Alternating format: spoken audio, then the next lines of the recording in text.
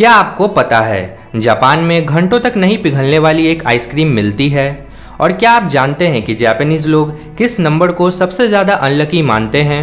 अगर आप ये सारी बातें नहीं जानते तो जान जाएंगे हमारे आज के इस हु मेड इट फर्स्ट के वीडियो में। नंबर 1, जापान को विजिट करने वाले सबसे पहले यूरोपियंस थे पोर्तुगीज़, जिन्होंने 1543 में सबसे पहली बार जापान को विजिट किया था। पोर्तुगीज़ की यह विजिट के बाद जापान और यूरोपियंस के बीच नैन ट्रेड पीरियड की शुरुआत हो गई थी, जो कि 1543 से 1614 तक जारी रही। इस पीरियड में जापानीज और पोर्तुगीज़ लोगों ने अपने अपने गुड्स, न्यू टेक्नोलॉजीज और कल्चरल प्रैक्टिसेस को ट्रेड करना शुरू कर दिया था। इसी पीरियड का एक और सरप्राइजिंग फैक्ट यह है कि जापान का one of the most popular dish tempura को सबसे पहली बार पोर्तुगीज़ लोगों ने ही जापान में इंट्रोड्यूस कराया था। नंबर 2, जापान में दुनिया का सबसे गहरा अंडर वाटर पोस्ट बॉक्स मौजूद है। यह पोस्ट बॉक्स जापान के वाकायामा सिटी के सुसामी टाउन में लोकेटेड है, जो कि एक फेमस फिशिंग टाउन है। यह पोस्ट बॉक्स पानी के अंदर 30 फीट नीचे लोकेटेड है और साल 1999 से अब तक 32,000 से भी ज़्यादा लेटर्स और मेल्स इसमें डाले जा चुके हैं। नंबर 3, क्या आइसक्रीम फ्रीजर से बाहर निकलने के बाद बिना पिघले हुए रह सकती है? नहीं ना, मगर जापान में एक ऐसी आइसक्रीम मिलती है जिसे मेल्ट होने में घंटों लगते हैं। ऐसा इसलिए क्योंकि इस आइसक्रीम को बनाने में स्ट्रॉबेरीज के एक्सट्रैक्ट पॉलीफेनॉल को यूज़ किया जाता है। नंबर 4, जापान के हिस्ट्री में एक ऐसा समय आया था जब जापान को फॉरेनर्स से या कहें पूरी दुनिया से आइसोलेट कर दिया गया था, मतलब कि जापान को विदेशी लोगों के लिए बंद कर दिया गया था। ऐसा हुआ था साल 1635 में, जब जापानीज लोगों पर यूरोपियंस का प्रभाव कुछ ज़्यादा ही होने लगा था। तब वहाँ के राजा ने यूरोपियंस के इन्फ्लुएंस को कम करने के लिए जापान को फॉरेनर्स के लिए बंद कर दिया, और जापान में यदि कोई व्यक्ति यूरोपियन गुड्स को यूज करते हुए पाया जाता था तो उसे पनिशमेंट दी जाती थी। नंबर 5, दुनिया के सबसे ज़्यादा एक्टिव वोल्केनोज जापान में ही प्रेजेंट है, जिनकी संख्या है 110। इन 110 एक्टिव वोल्केनोज में से 47 को साइंटिस्ट द्वारा क्लोजली मॉनिटर किया जाता है, क्योंकि साइंटिस्ट ऐसा मानते हैं कि इन वोल्केनोज में कभी भी इरप्शन हो सकता है।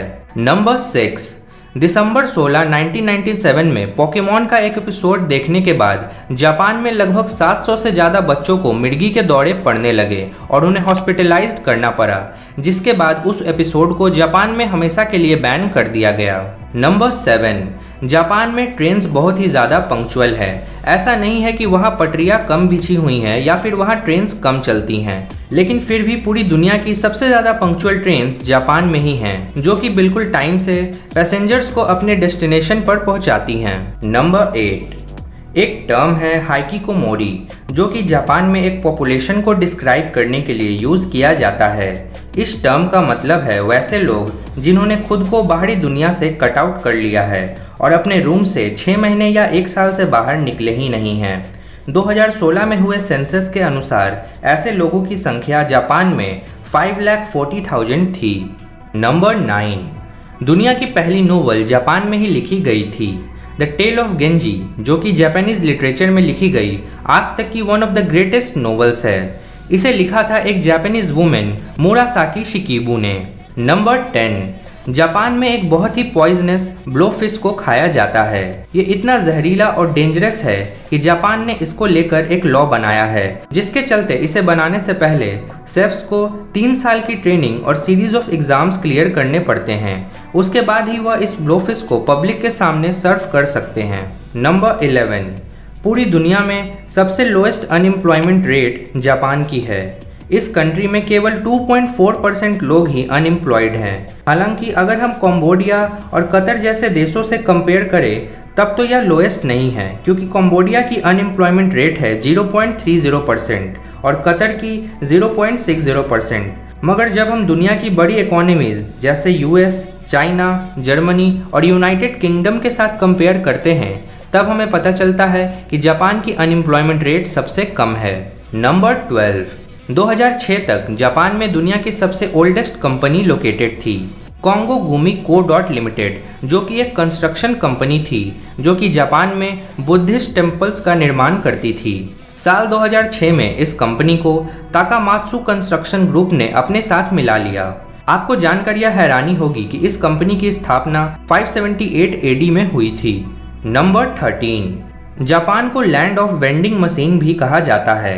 जापान की इन वेंडिंग मशीन से आप कुछ भी खरीद सकते हैं, जैसे वेजिटेबल्स, रामेन, एग्स, टॉयज और कार्स। जापान में एक व्यक्ति के लिए कुल 23 वेंडिंग मशीन मौजूद हैं, और यदि हम इस नंबर को जापान की टोटल पॉपुलेशन के साथ मल्टीप्लाई करें तो जापान में total number of vending machines की कुल संख्या है 5 मिलियन। नंबर 14, नूडल्स को स्लब करके खाना जापान में एक साइन ऑफ एप्रिसिएशन माना जाता है। जनरली पेरेंट्स अपने बच्चों को मुंह बंद कर चुपचाप खाना खाने के लिए सिखाते हैं, और जापानीज लोग भी जोर जोर से खाना खाने को डिसरेस्पेक्टफुल ही मानते हैं। मगर नूडल्स खाने के टाइम उनकी यह धारणा बदल जाती है। वे लोग ऐसा मानते हैं कि नूडल्स को जोर जोर से स्लब करके खाने पर नूडल्स का टेस्ट बढ़ जाता है। नंबर 15, जापान पूरी दुनिया में one of the safest countries में से एक है। BBC टाइम न्यूज़पेपर और न्यूयॉर्क टाइम्स मैगजीन के अनुसार जापान का सेफ्टी इंडेक्स 80.43 है, जो कि पूरी दुनिया में सेफ्टी इंडेक्स के मामले में सबसे ज़्यादा है।